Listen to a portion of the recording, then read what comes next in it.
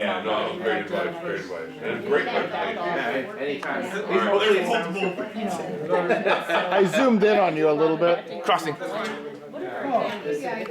I work at the Moore, so it's like, I can't really be in shows. Okay, folks, it's about that time. Sid, if you'd like to introduce our presenter. Are you going to film this? So I should be, I already am. he already are. Okay. Okay, ready? Brian Stephen is our guest presenter and will talk about storyboarding for film. While in college, he took courses pertaining to the film industry, such as Introduction to Production Techniques and Practices, Acting Fundamentals, Acting Scene Study, Digital Photography, Computer Art Design, Studio 2D, Drawing 1, 2, and 3, Anatomy for the Artist, Script Writing, and Advanced Script Writing. He has extensive computer skills, including AutoCAD, Argus. It's a 3D house program. Okay. Autodesk, MEP, Ideas, 3D modeling, PowerPoint, Mechanical Desktop, Adobe CS6, Photoshop, Premiere Pro, Adobe Illustrator, Dreamweaver, Web Designing, InDesign and Lightroom, Toon Boom, and Storyboarding. And I direct your attention to the stage.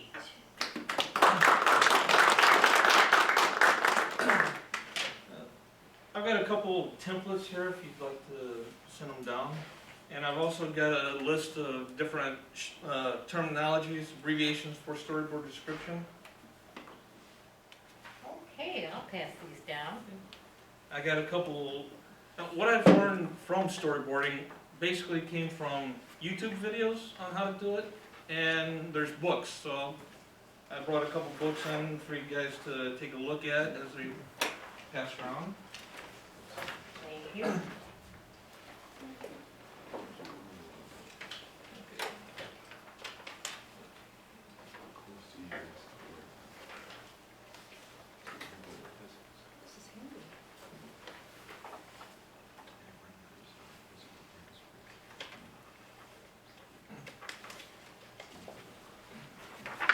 What you need to do storyboards is notebook paper, pencils, erasers, if you want to do it on paper.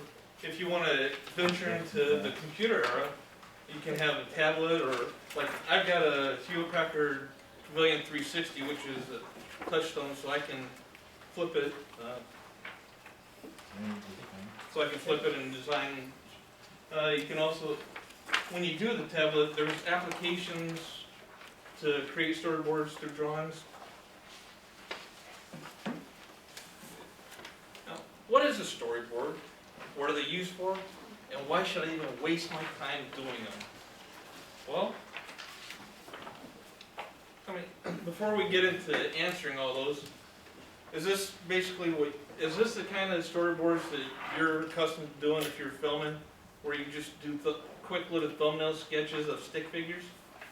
That's all you need. Storyboards doesn't have to be elaborate. They don't have to have every single detail.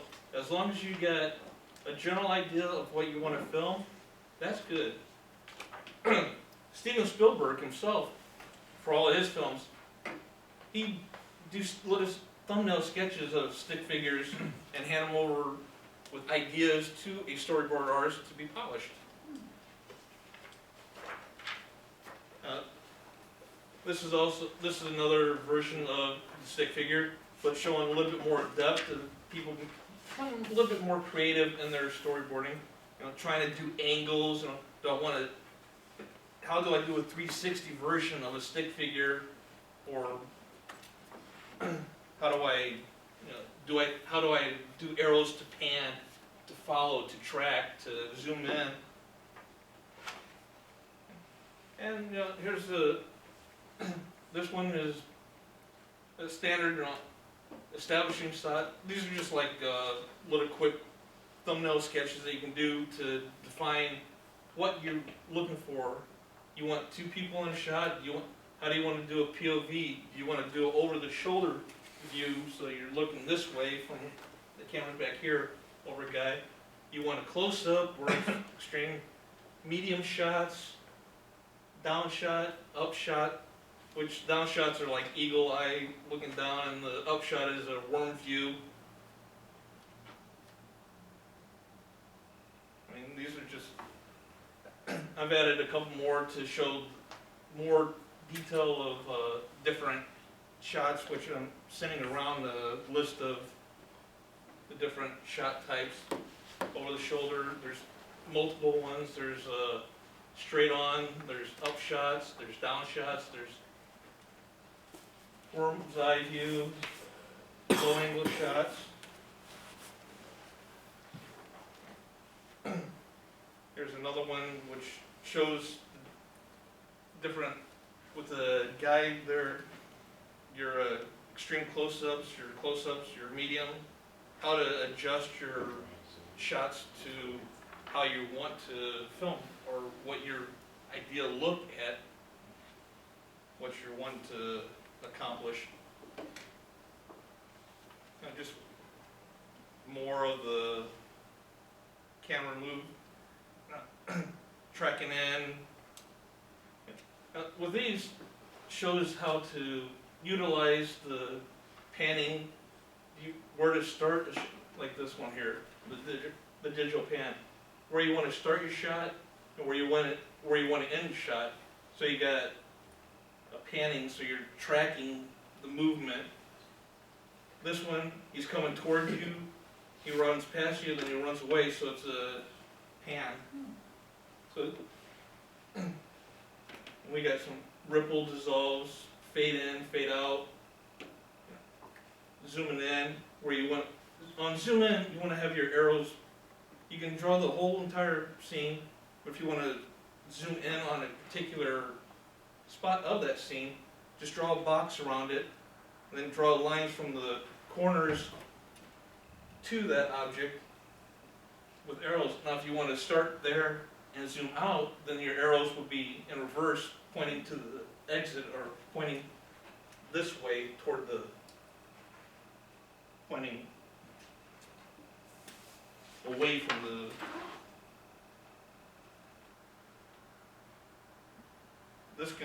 this one here shows you more on the tracking and panning, the difference between the storyboard version and what you're actually seeing.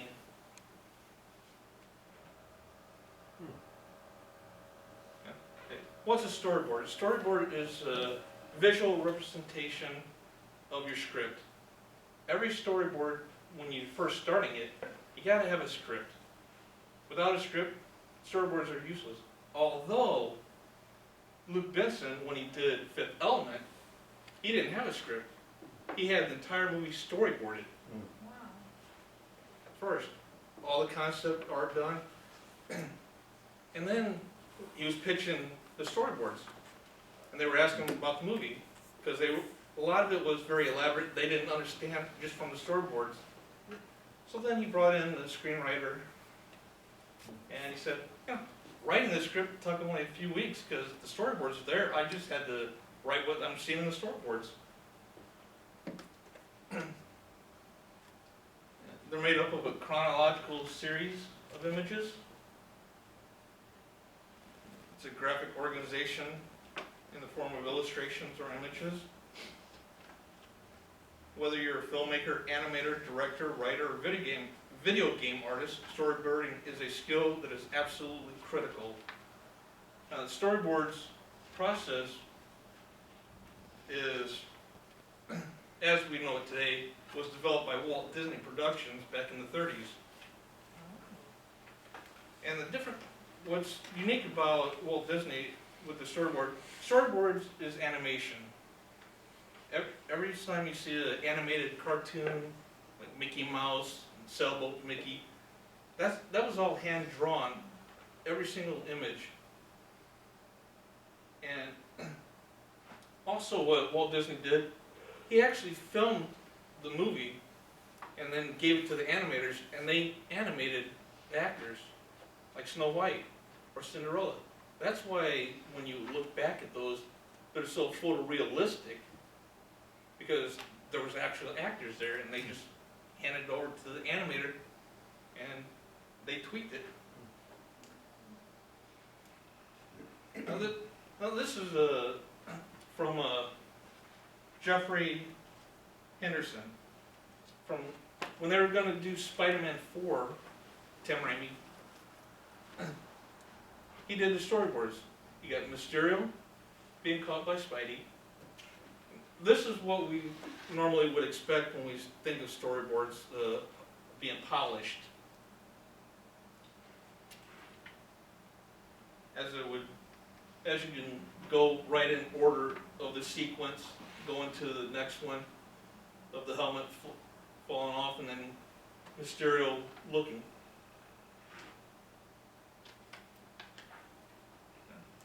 What are they useful for? At a glance, they look like comic book. That's what people would imagine storyboards are, just comics. But they're a lot more than just comics. They're a visual representation of what the movies possibly could be at the final stages.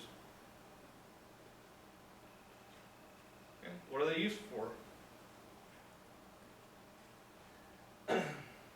Well, storyboards are a fundamental part of the pre-production process.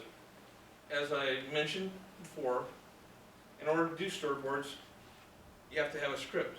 And with the script, you want to also have, the storyboarder comes in pre-production at the very beginning of the whole film industry, when they have a director, so that the storyboard artist and the director kind of sketch out thumbnails of what he's wanting to shoot, what's in the vision of the director from what he's reading. And then after they do the thumbnails, then the storyboard artist would go off and polish them.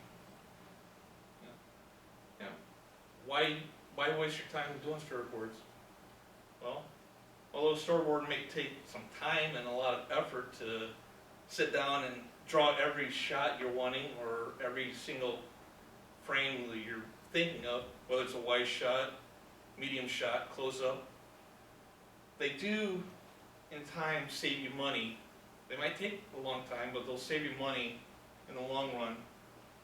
Just like if you decide to go somewhere that you've never been before, you want to research it, you want to look for, on a map, you want to plot out a course, so you're basically doing a storyboard of your destination from point A to point B, without realizing that you're doing a storyboard.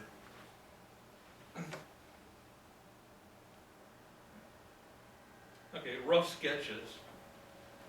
In the initial stage of storyboards, a series of thumbnails is okay, just to convey the idea whether or not you're going to be able to whether you're going to be able to, let's see,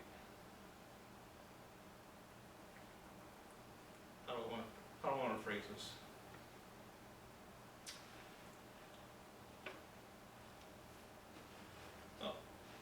Well, rough sketches are just that. They're rough sketches. They're just thumbnails. They're just quick annotation, quick notes on a piece of paper of what you're wanting to accomplish. This process is called scamping. The purpose of scamping is to help make sense of the story quickly and to make changes as needed. Scamps should not be viewed as the final work of art. These are scamps. They're just quick little thumbnails drawn out to tell a story. After you have your quick thumbnail sketches, then you can go to a more polished version, and you can see, oh wow, cool, there's more people in there. And the guy was actually on the phone. What's he doing? He's checking, see how low his battery is at 60%. they're all talking and having a good old time, passing by some people that zoom in and leaves them in the dust or whatever. And it tells a whole story when it's polished. And storyboards are used for the director, producers, storyboard artists, of course, but they're also used for the actors so that they can, when they're on the day of filming, they can look at the storyboard and say, okay, look, this is what we're going to be filming from point A to point B. This is how it should look, or gives them a vision of, okay, this is what I need to be doing in the scene, or by looking at them, they can come up with ideas, what if we did it this way? Storyboards are not the actual final version of the movie, they're just a blueprint to show the actors and director of the possibility of what the movie could turn out to be. Even, there's a lot of times that the scene wouldn't work, so they re-storyboard it, or they add more shots into it. So can we add a shot between 3 and 4 to maybe do something more on the interior, or maybe do a before, since we're going to be going with this guy, maybe we just switch a couple of these around. How does it look if we switch some of the storyboards around? So they're not, even though they're in a chronological order of the script, a lot of changes can be made in the movie by just switching. What would happen if we did this shot prior to this? Does it make it that much more intense? Does it make it more comedic? Does it increase drama? So, some of the benefits of storyboards, other than film business. One advantage of using storyboards is that it allows the user to experiment with changes in the storyline, as I was talking, to evoke stronger reactions of interest. Flashbacks, for instance, are more done in storyboard so that you can get a more chronological order of the suspense of interest. Another benefit of storyboarding is that the pre-production or the production can play the movie in advance. What this means is you can take all your storyboards, put them into Premiere or whatever video editing software, and you can actually watch it as it's playing out. So you're getting a visual. Lord of the Rings, Peter Jackson, they did their storyboards, and they had people there, their producers and directors and stuff like that, doing the voice of Frodo and Sam, or Gandalf, or Gimli, or they had a Gollum or whatever. They actually did a voiceover as they were watching, and as they were watching the movie, they were saying, okay, maybe we should change this dialogue, maybe give the dialogue more intensity here and less intensity in this scene. But they were watching the movie play back so they can go back and quickly edit stuff before they actually filmed.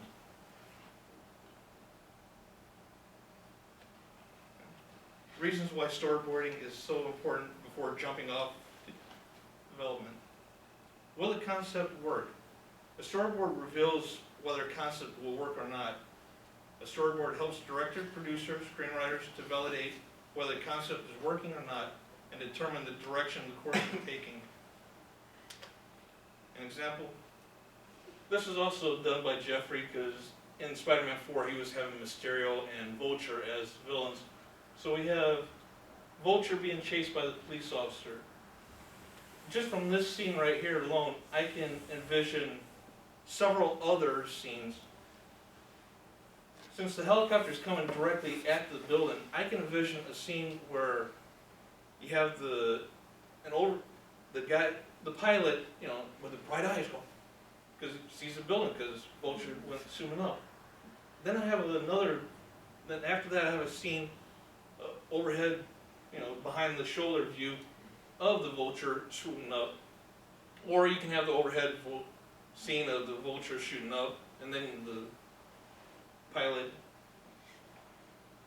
and then he turns around, Vulture comes back at the police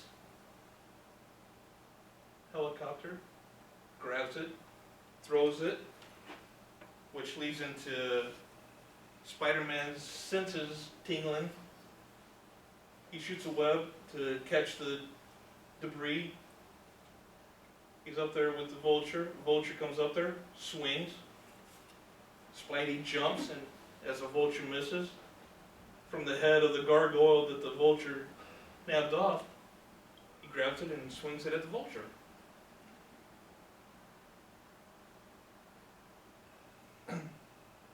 Will the action work? Well, that could be a representation of, is it going or is it not going to? Storyboards contain notes to developers, like what media to use.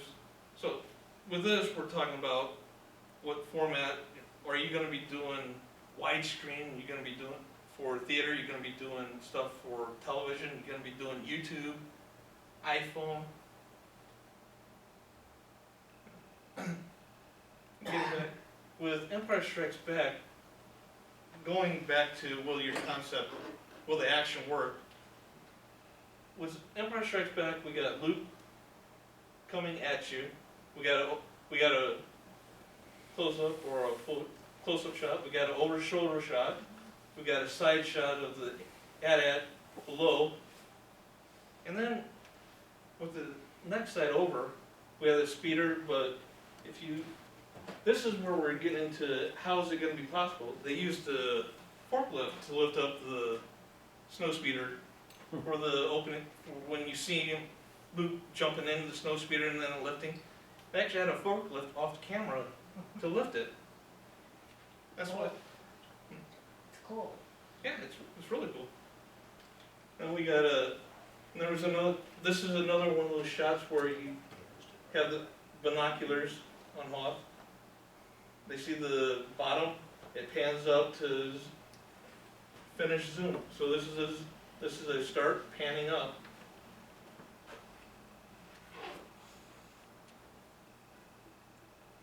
Utilizing the budget effectively. In case of complex animation, as we've seen before, where it takes a lot of time to budget, to develop the final project, it is always better to have an approved storyboard from your client, or in that case, George Lucas was a client himself. It was his company at the time. Storyboards help to envision what the final product would look like. With all the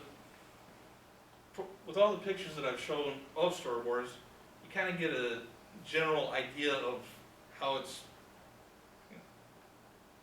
going to come together. A few storyboards help to envision what the final product will look like. In the meantime, if there's some changes to the story, in the case of pre-production, in the course of the pre-production or in production, you can do a few quick storyboards and for the additions. More Star Wars, the Battle of the Death Star. These are some of the storyboards from Star Wars here with the X-Wings. Some of them are a little bit detailed, some are just basic wing shapes. I mean, you don't have to be detailed at all unless you are going for that, unless the director asked for detail. I want to feel like I'm in the moment when I'm looking at these storyboards. And with storyboards, it helps identify errors at an early stage related to narration, media, or and because you're doing storyboards, this saves time and effort at a much lower cost. Okay, usage. film, theater, animatics, photomatics, comic books or storyboard, graphic novels, architect, games, interactive media, software, scientific research. With scientific research, it's I don't know why I put that there. I was just thinking of as many different aspects or different ways you can utilize storyboards. And then I've got some, as I was handing around, some different storyboard templates. And you can go online and type storyboard templates, and you can just, there's so many different variations. You got your full screen or your old television, so your 4:3 aspect ratio, which was 430 by 720. And then you got another version of the storyboard template which has lines on it, so as you're sketching or as you're quickly doing your thumbnail, you can write down a little description that you're going to be handing to a storyboard artist to do a bigger, more polished version. So he has a little bit more description if you're doing stick figures like we started off with. For the storyboard artist to know, okay, I see stick figures. What exactly is he saying? Okay, he's wanting this, or he's wanting that. So it helps the artist. And another one, 2x2 blocks. Here's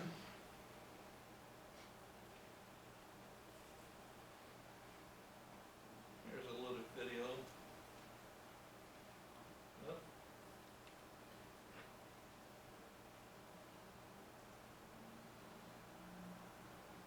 Oh, come on. You know you want to.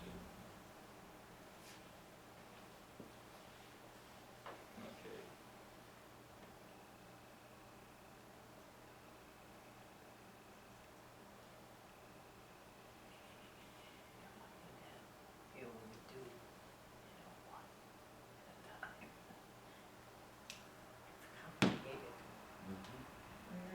That's not the one. This is a lesson from our Storyboarding Foundations course. To get the full course, go to bluepitanimation.com/storyboardingfoundations. In this video, we're going to take a portion of a script and do what's called shot breakdown to create a thumbnail version of the board. Shot breakdown means we're going to figure out exactly what shots are necessary to effectively depict the scene that the script is describing. This involves some trial and error, so we want to work small so that we can be fast and stay focused on the scene as a whole rather than individual drawings.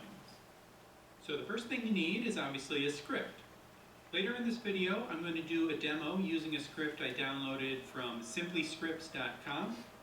You can find tons of scripts for TV shows, movies, plays, and radio shows. But regardless of where you get your script, the first thing to do is obviously read it and make sure you understand the story. Then you can either start from the beginning or pick the scenes that you think are most important or interesting and start there. Now, scripts will differ in how specific they are in describing shots.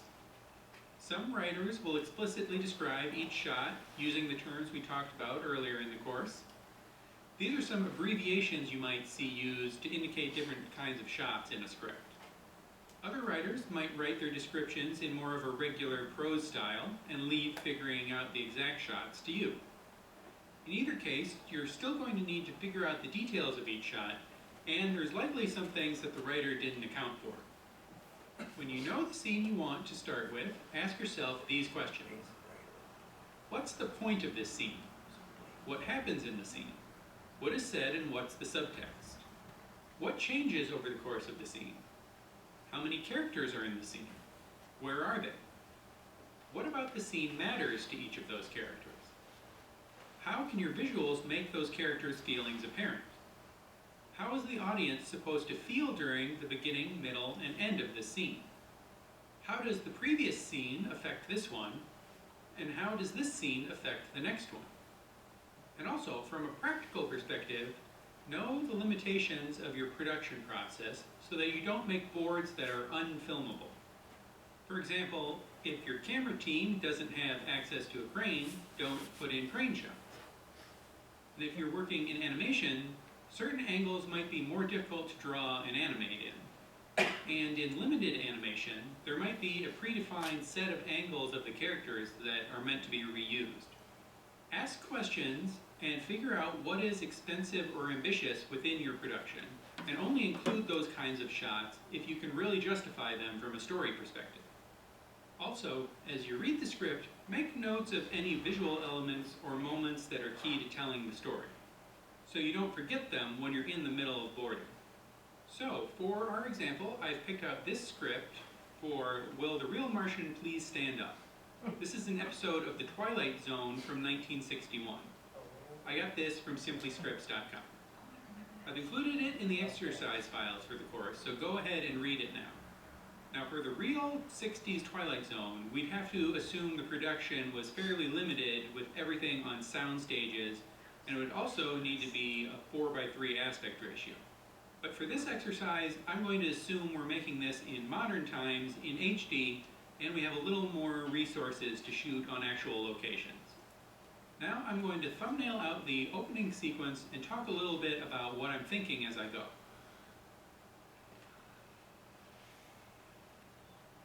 So the beginning is a montage that establishes the location. Generally, when you do that, you want to start with your widest shots first and then go in getting more specific. So it's important that it's on an island and that it's very snowy, because those contribute to why the group is stranded in the diner later on.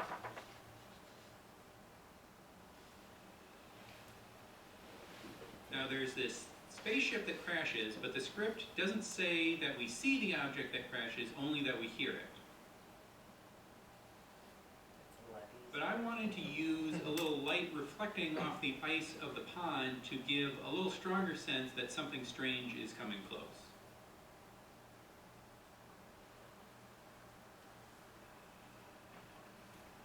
Then when we cut away just before the crash, I wanted to include a road sign here to help establish that there's a road nearby the pond. Because we then fade to the state troopers pulling up and stopping.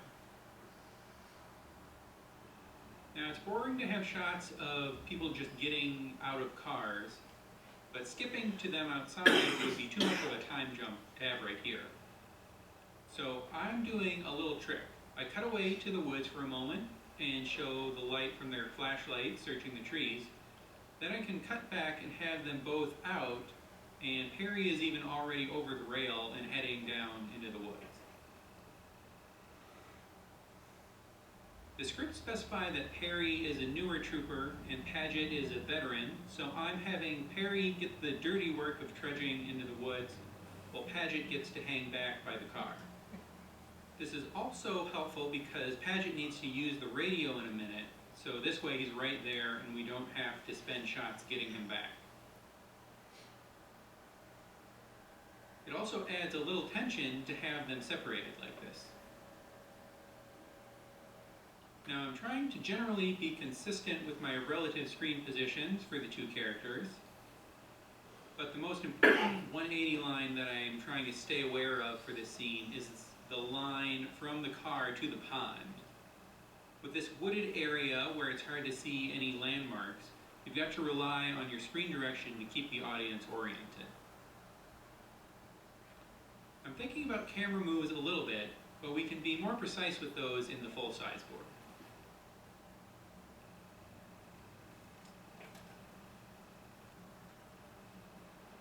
You'll notice that I'm not writing out full lines, but I am marking them so that I know how they break up across the different shots.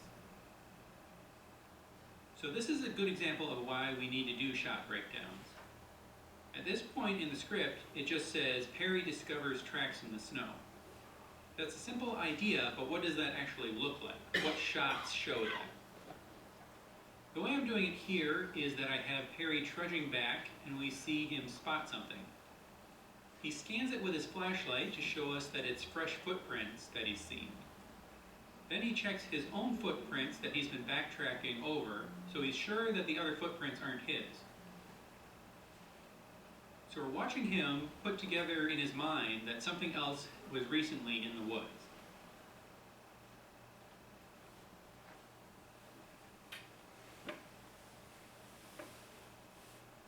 Then later on he uses his flashlight, and we use a camera pan to show that the prints lead back toward the pond.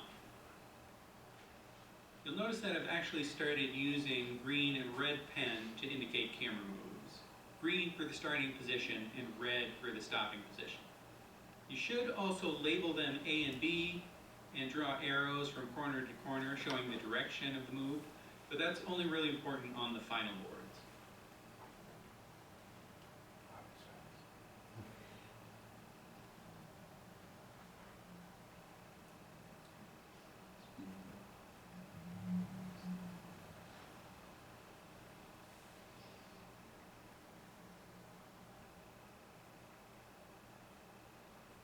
Not everyone's this fast. Now we need to establish the other end of the track leading toward the diner. The diner needs to be pretty far away, and it'll be hard to see through the trees. So I have this tilt that follows the track towards some light source at the edge of the woods in the distance, and then I cut to a closer view of the diner so the audience knows what that thing in the distance is. And we know that our characters recognize it too.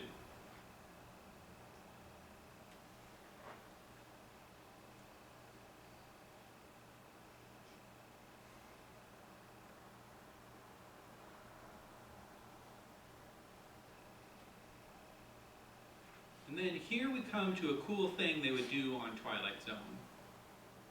At this point in the episode, you have a narrated intro by Rod Serling, and they would have him in the scene somewhere, but the characters would just not be aware of it. So I'm doing this long pan that initially follows the troopers, showing us they're headed in the direction of the diner, but then it stops on the narrator as they walk past him.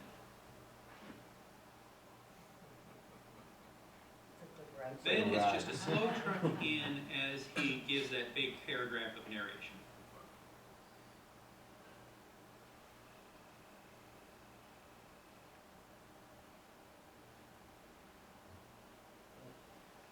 And actually, since this pan is kind of long, I'll have the narration start earlier, and then we'll just finish it on the shot of the narrator. So once you have your quick first pass done, try to put the script out of your mind for a moment and look over your thumbnails and try to experience the story fresh based on your visuals. Check for boring or flat compositions, check for variety in distance and angle, and consider whether your shot choices are best serving the story point.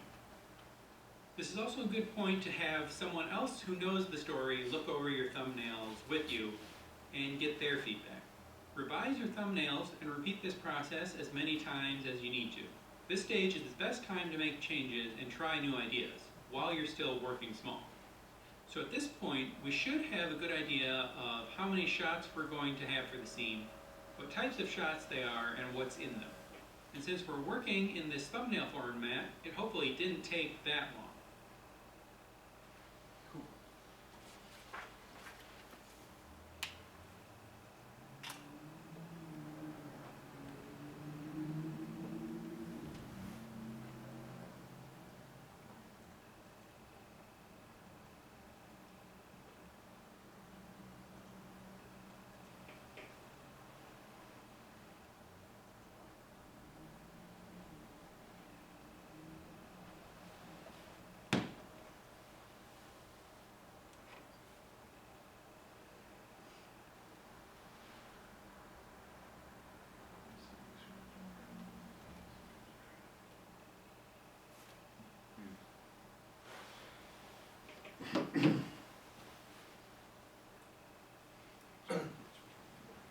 Excuse me again. Putting it into action. Although storyboarding is just one of the steps in the pre-production phase, its value shouldn't be underestimated. Being able to clearly communicate the vision for your video is an essential part of the process. With a firm grasp on the lingo, life will be so much easier as you begin your storyboarding journey. To help make it easier, there's various software programs that you can use. And here's the fun part. Well, I mean, we've got VoiceOver.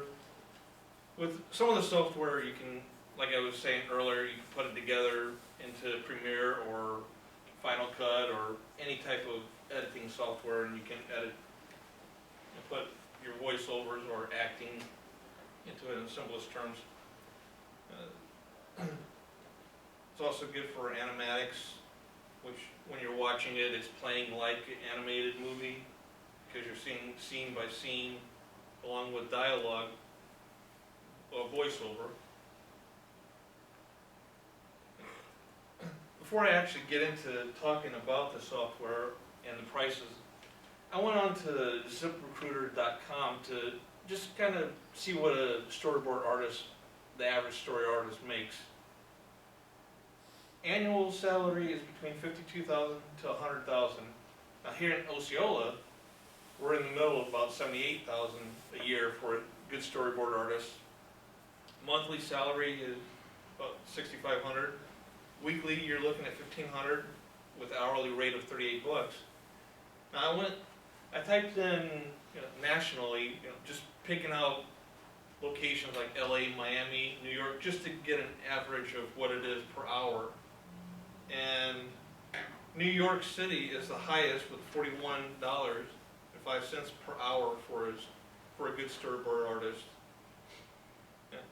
Now, you can do it hourly, or I've seen some where they've actually charged per page or per panel of $20 to $25, or for a black and white, or $50 for a color if you wanted to have your reds and blues and greens and the skin to be tan. You want your background to be a certain setting, whether it's a nighttime setting, daytime setting. You want to have it at the break of dawn or at dusk when you have the sky with all its amber colors, their majestic purples and pinks and yellows. So I mean, with the $50 per frame or per panel per storyboard,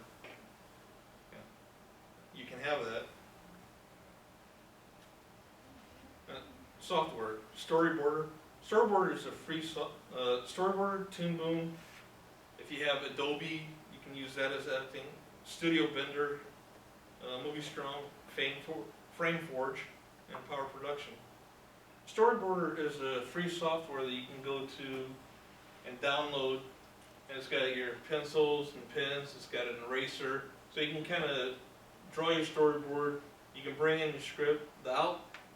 You can, once you're done with your storyboards, you can export it into Premiere, Final Cut. You can save it as a PDF or an animated GIF. So if you do it as an animated GIF, you're watching it as an animated cartoon.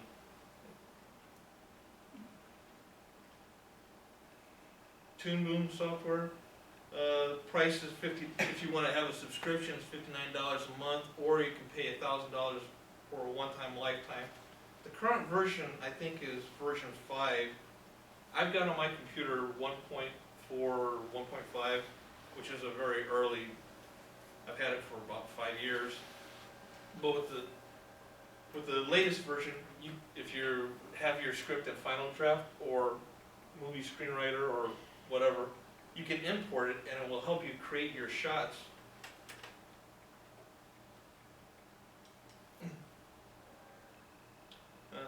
With Adobe, if you have Adobe on your computer at home, you can sketch it. A lot of people want a specific location. They'll go out and film. They'll go out and take pictures of it. Then they'll bring it out and just import it into Adobe and then redraw over it. Or they might cheat a little bit and take the actual picture, and you can convert it into a line art in Photoshop.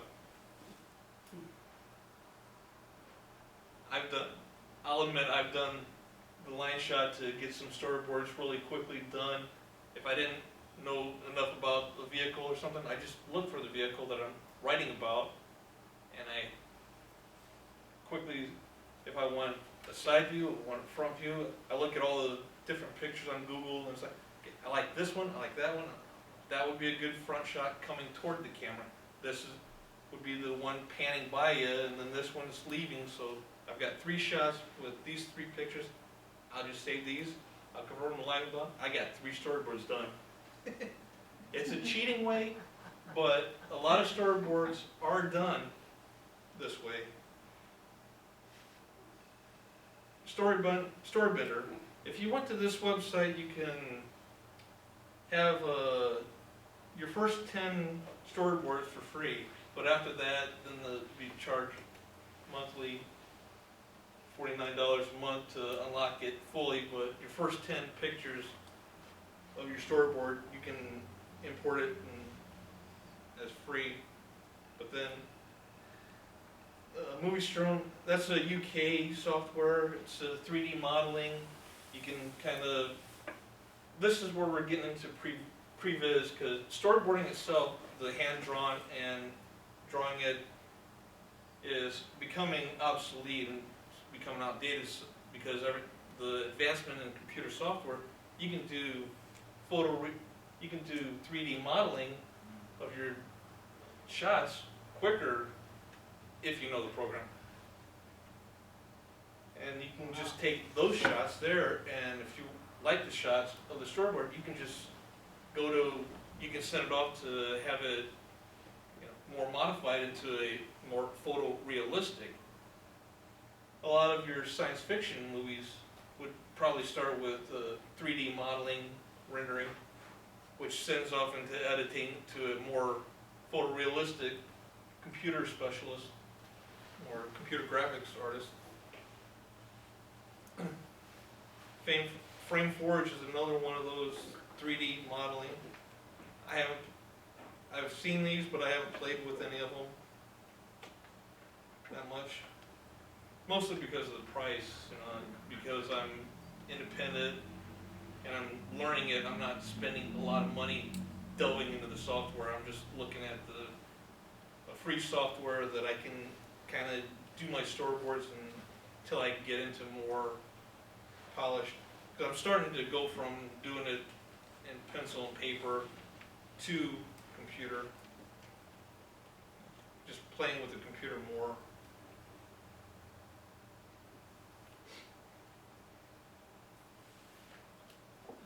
Another one, power production software.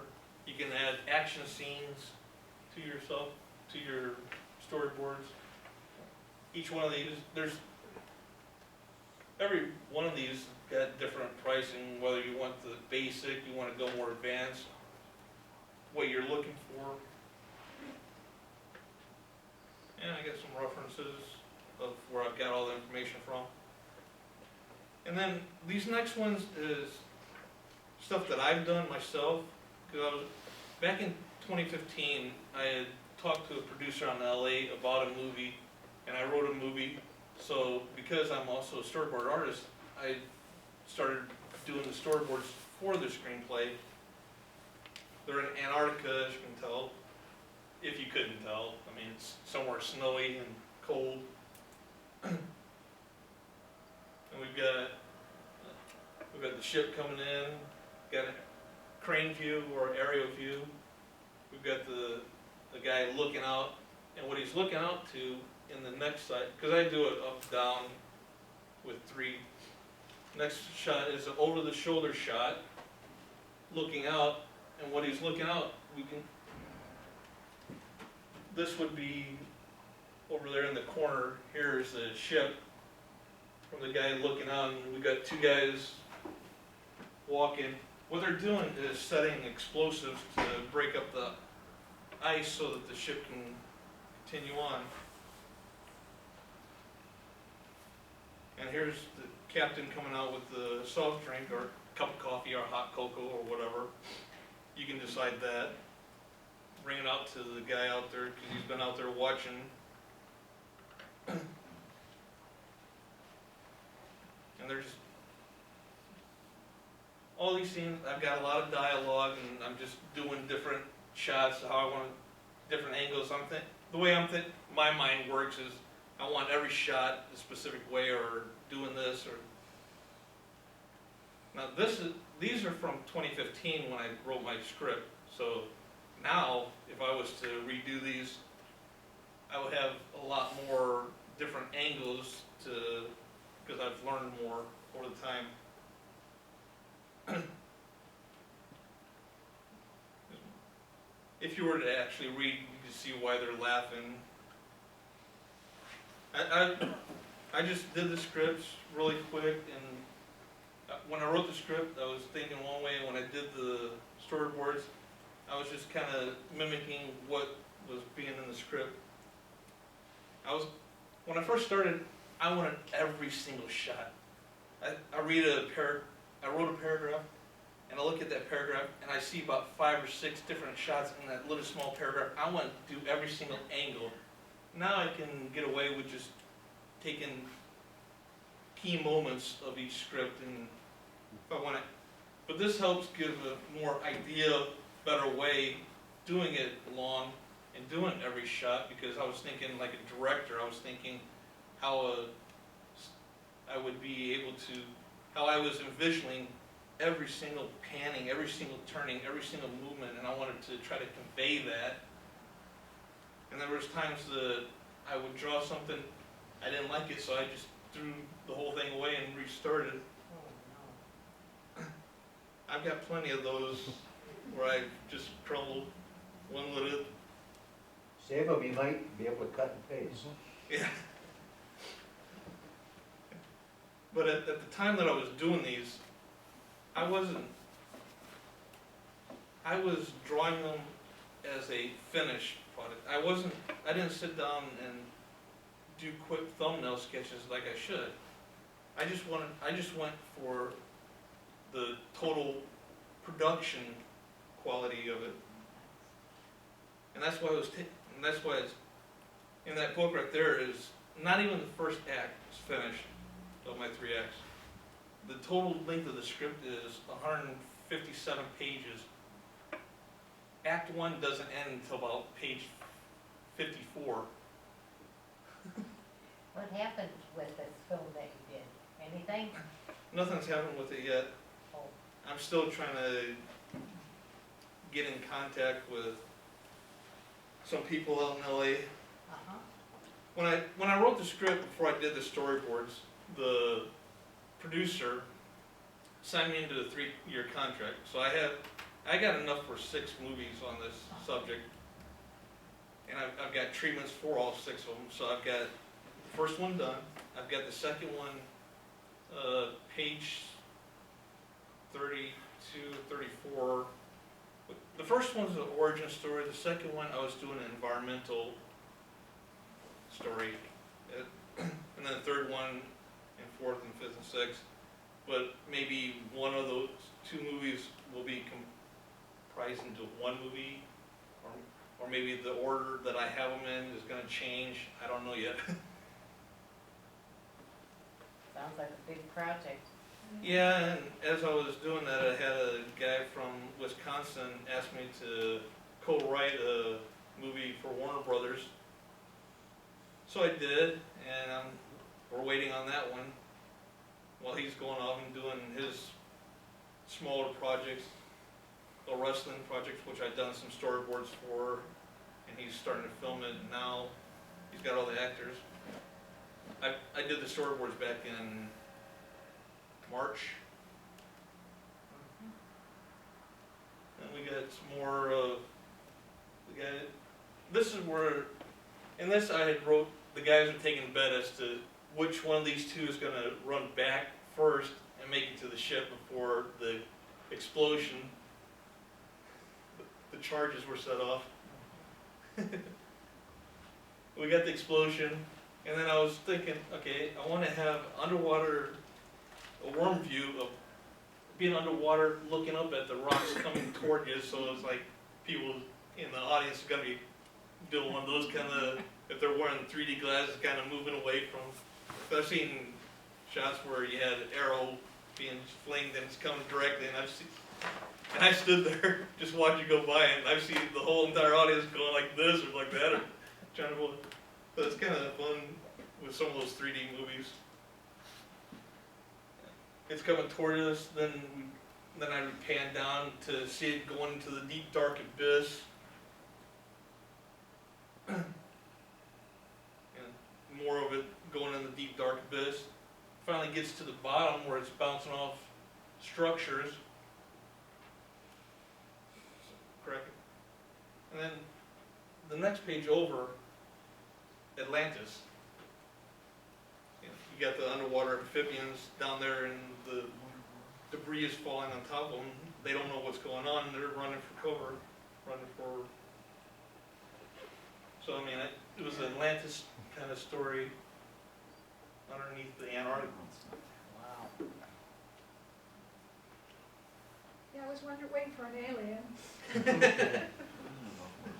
Okay. No, that's the thing.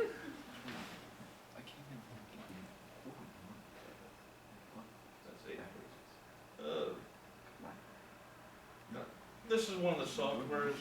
I'll only do a quick little demonstration of the software here. You know, with the software, you can kind of, depending on what you want to do. I mean, you want to. Let's see.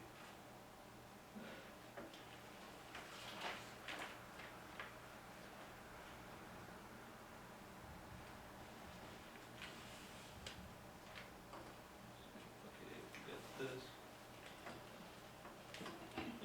Brush for drawing, you got the eraser, anything on it.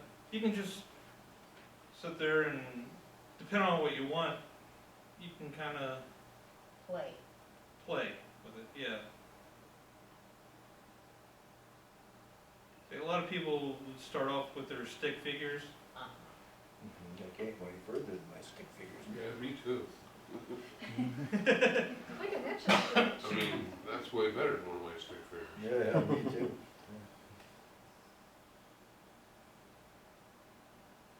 And being that it's up and not folded around, it's kind of awkward. But whenever I look at objects, or you can take the stick figure, and once you're done with the stick figure, you know, like, okay,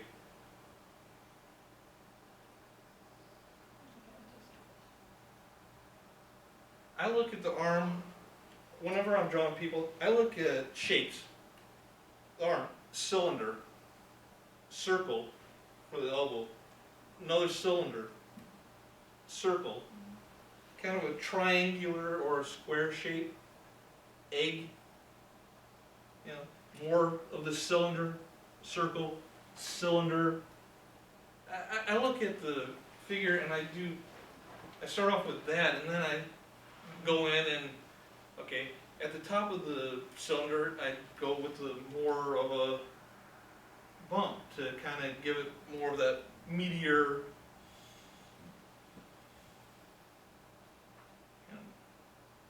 So those are the fundamentals. But is this whole program like a graphic? I used to be a graphic artist, and that looks an awful lot like Yeah, what I used to use. yeah, Only it's totally not familiar, but it's like that with all the colors and. yeah, icons you can for change the different colors if things. you want background. Uh-huh.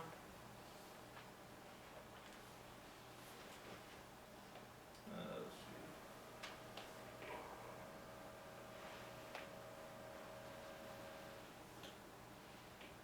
You can kind of, if you can kind of include bigger areas if you want, or.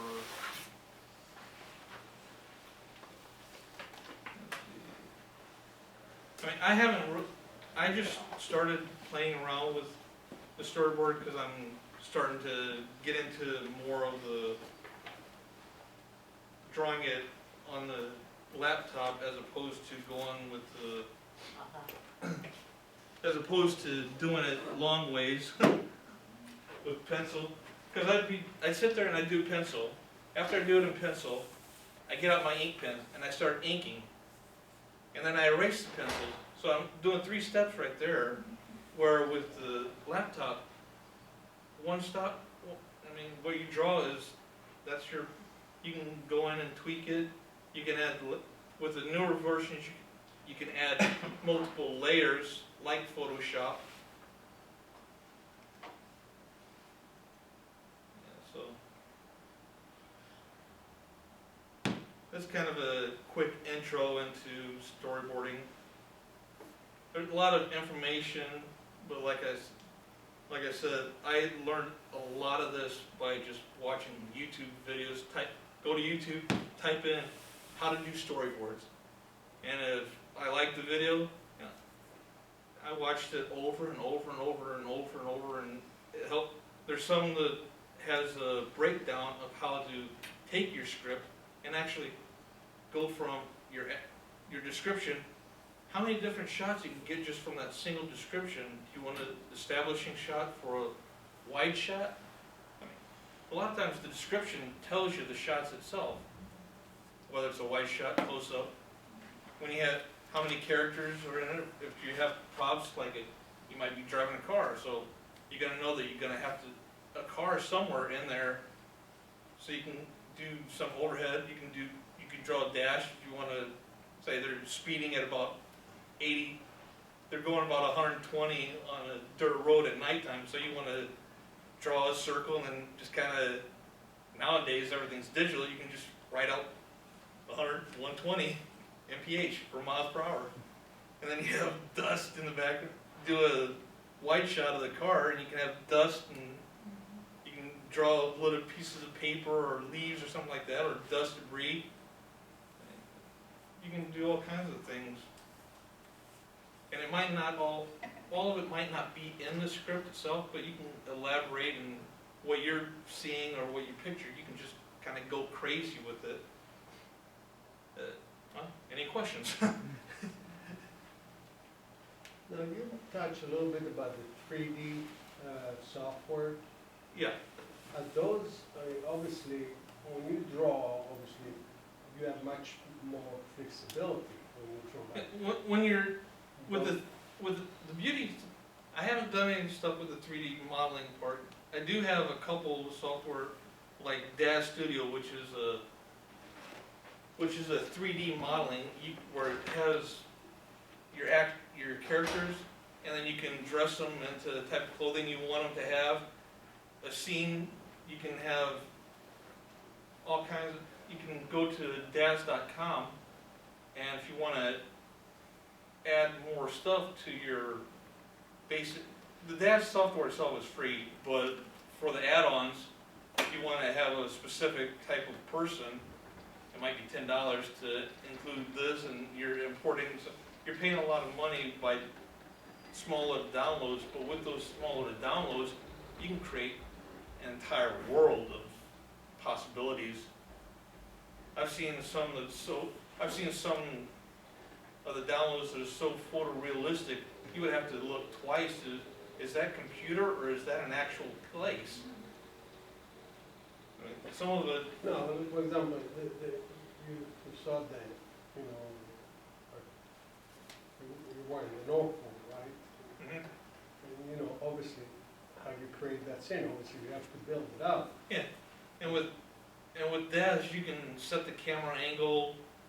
Yeah, then you have the flexibility. And then you can look at it, the interior in a 3D turnaround. Like a lot of websites, when you go look at homes online, they'll have a 360 viewer. So you're looking at pictures of the interior. And, okay, there's a hallway going to the bedrooms. Let's go that direction, and then you can follow it and veer off to the left or right. So yeah, there's a lot of different. And with some of the software, you can have everything pre-established, just send that off, like fantasy movies. You build all that stuff in the 3D modeling world, all you have to do is send it off to a photorealist, and they go in and texture it and put in layers upon layers.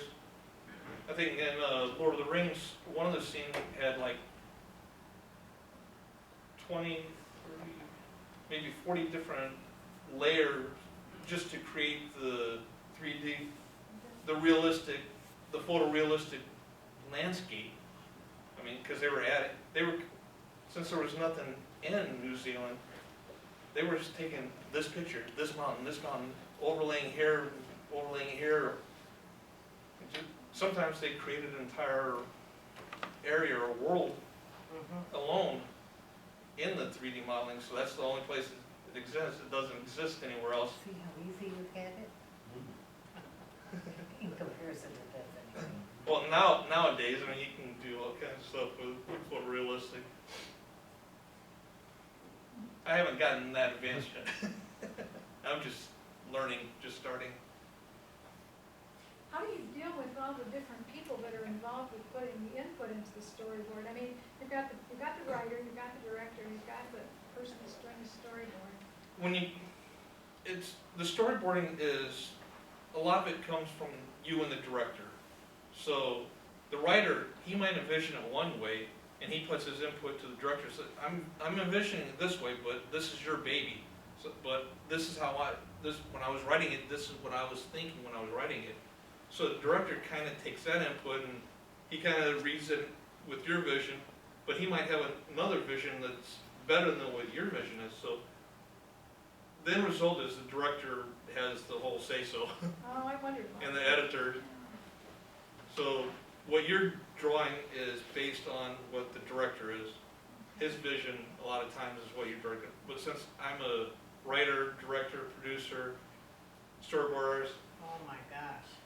I can. But you get your point across. I mean, you, Well, as the writer. since you I'm the can have storyboard artist and the writer, Yeah. when I write, I storyboard. Yeah. Let's go. I just get a director and say, this is the storyboards. Yeah. You deal with it. Any more questions?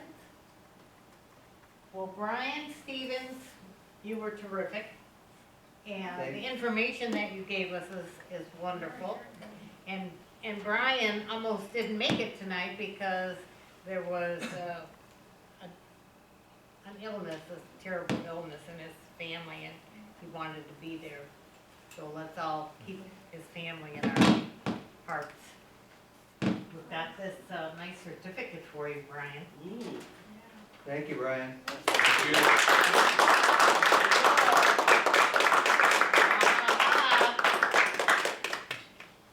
Thank you very, very much. And if anyone has any other questions for Brian while he's Here. packing up, you know, if you need a few more of these storyboard things or any more information on his software, feel free to come up. Thank you all. Thank you, sir. Mhm. Thank you.